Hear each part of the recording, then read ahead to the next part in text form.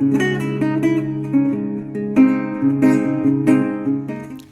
everyone, this is Bella from Stellar View, and today I would like to talk to you about the new moon in Leo on the 18th or 19th of August 2020, depending on where you live. That will be at 26 degrees and 35 minutes of Leo. Firstly though, I'd like to also bring to your attention that this might be a much worse flu season coming up at this time of year with what we are dealing with already worldwide. And I thought I would also introduce you to a product that I've recently started using that's fantastic for the immune system. It's from fnxfit.com. It's called Rebalance, and it's a mixture of super greens that are powerful antioxidants. It boosts the immune system. It detoxifies the body by releasing extra water.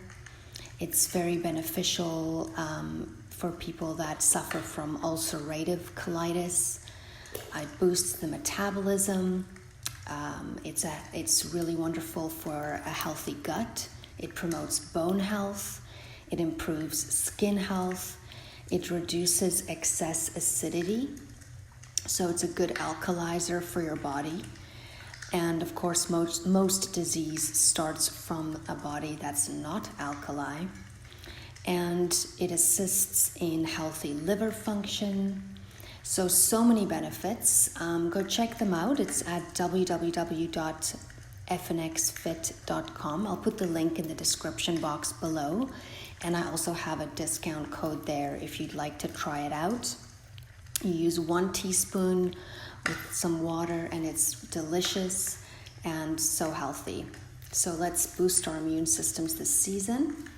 And with that, let's talk about the energies up to now. I think we've had time to really come to terms with the situation we each find ourselves in. Even with all the uncertainty, the last few months have been so much filled with information and so much adjustments we've had to make. But one thing that really stands out for me, I feel, is that we are most or more sure of what we really value now and what is really worth our time, our presence, and why we do what we do, and how we might want to have the rest of our lives look like or be about, what we want our children to know and learn and unlearn. And therefore, this is a great time for a fresh idea or a new beginning to restart our lives more within our truth. Now, the star Sirius is also having its heliacal rise at this time. The heliacal rising of a star is the first day when this star becomes visible again in the east in the light of dawn, just before the sunrise. And the ancient Egyptians noticed that the heliacal rising of the star Sirius, the brightest in the night sky, would occur a short time before the annual flooding of the Nile. Now, the heliacal rising of Sirius kicked off the farming season in ancient Egypt, since the water brought nutrition to the soil. But now, because of the precession of the equinoxes, this celestial event does not coincide with the flooding any longer. But I think this is so fitting for kicking off a new beginning and a new way of life, or a new way of approaching life, or, the plans that you have towards that life. So let's start farming, shall I say. Now, with this new moon, we have a sun-moon conjunct Mercury stellium here, which form a harmonious trine to Mars and Aries, who in turn is squaring all those Capricorn heavyweights, especially Saturn, And this Leo stellium is also forming an uncomfortable quincunx aspect with Saturn. So this new moon brings us a fresh start, a new beginning at something. So look at your chart and see where 26 degrees of Leo is, and set your intentions in that area. It might not be something you're ready to start immediately. It might just be an idea right now. But in about 6 months from now, you should be able to see a good manifestation of what it is you're setting alight now. This should be something that you're passionate about, something that feels right, something that is you at the true core, and that makes you smile when you think about it. Even though this is a very optimistic new moon, during this time you might be experiencing much start and stop moments where you are very optimistic and have a go for it attitude, some great ideas, lots of energy, but you might also be spending a lot of time right now making appointments, moving around your neighborhood more often than you normally do, connecting with siblings maybe, or getting stationery for the next school year, making plans, negotiating, dealing with paperwork, registering here, registering there. And whilst doing all of this, you are hitting roadblocks here and there. This place's hours have changed, and this place now requires you to use this, or to not use cash anymore, or, there's more hoops for us to jump through. And this could, slow you down. Now, Uranus is also just freshly retrograde until January, and this can also influence power outages, electricity and internet issues, scams, internet scams, financial scams, unsafe rioting, unsafe issues regarding large group gatherings globally. And this can include natural disasters, earthquakes, financial instability, disruptions with food supplies. Therefore, expect the unexpected. But through this, you will learn where you need to let go and where you need to let God. You will be assisted with new ideas during this time, which can usually,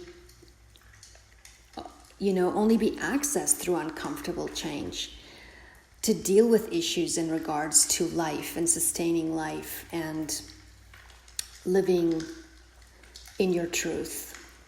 Now, as Mercury is conjunct this new moon, you might find your mind quite busy. The stop and start energy, it's possible for you to get very frustrated and angry at times. And you might have the energy to keep moving forward, but it feels like something keeps slowing you down. And you might even experience some anxiety and negative thoughts. But try and look at it from a child's perspective, since this is a Leo new moon. When you're looking for solutions, make realistic plans. Take it one day at a time. Try to focus on the positive and what you are in control of, the things that you can do right now. Find out how you need to plan ahead with all the changes and restrictions and things like that, confronting you during the process of this. Now, it is a wonderful time for sharing ideas and inventive ideas. So with each little crisis point you might hit, ask yourself how else I can tackle this. You might be surprised about the insight you might get that you never thought of before. Use this passionate Leo energy to keep going. This is a time where things get done, with courage, determination, but with patience. You might receive some important information with Mercury conjunct this new moon that can aid your progress forward. And your desires are not forgotten, as Venus is making a beautiful sextile to Uranus, which can bring some kind of blessing just when you need it. Or maybe like an out-of-the-blue, unique and meaningful connection. This new moon is close to a fixed star named Alphard, which is connected to immorality, drownings, and also poisoning of all kinds. Even mental poisoning with Mercury conjunct this new moon. So be mindful of these things.